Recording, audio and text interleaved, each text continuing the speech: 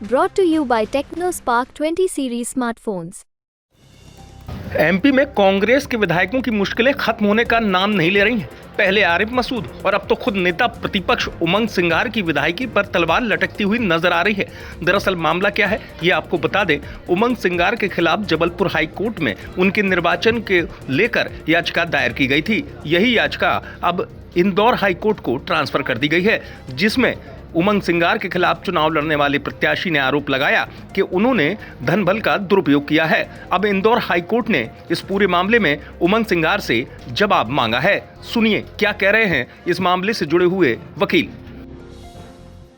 मधुबनी विधानसभा के जो निर्वाचित प्रत्याशी हैं और वर्तमान में नेता प्रतिपक्ष हैं उमंग सिंगार, उनके विरुद्ध भारतीय जनता पार्टी के प्रत्याशी सरदार मेड़ा द्वारा एक निर्वाचन याचिका लगाई गई है।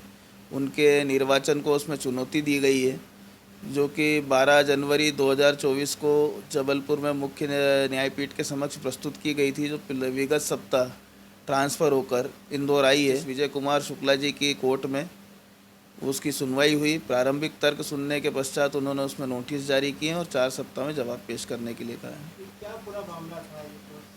उमंग सिंगार द्वारा अनुचित अवैध साधनों का उपयोग करके मतदाताओं को, क्षेत्र की जनता को प्रलोभित किया गया। साथ ही ऐसी कुछ महत्वपूर्ण जानकारियां, तथ्य छुपाए हैं जिनसे कि उस चुनाव प्रभावित हो सकता था।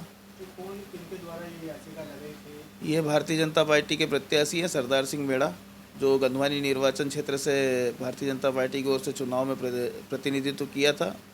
उनके द्वारा ये याचिका लगाई गई।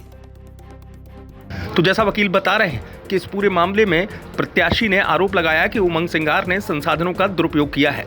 आपको बता दें कि इससे पहले आरिफ मसूद के निर्वाचन को भी उनके ही खिलाफ चुनाव लड़ने वाले प्रत्याशी ने चुनौती दी थी और अब उमंग सिंगार के चुनाव जीतने के बाद इस निर्वाचन को भी चुनौती दी गई है, जिसमें उनसे जवाब मांगा गया है कि जो उनके विरोधी प्रत्याशी ने आरोप लगाए हैं उस पर वो अपना स्पष्टीकरण दें। आपको बता दें कि इंदौर हाई कोर्ट के जवाब मांगने के बाद से उमंग सिंगार के सामने ये चुनौती है, एक मुश्किल की तरह है। अब देखना यह होगा कि उमंग सिंगार इस पूरे मामले पर क्या जवाब देते हैं और हाई कोर्ट का रुख क्या होता है। इंदौर से धर्मेंद्र कुमार शर्मा की रिपोर्ट, एमपी तक।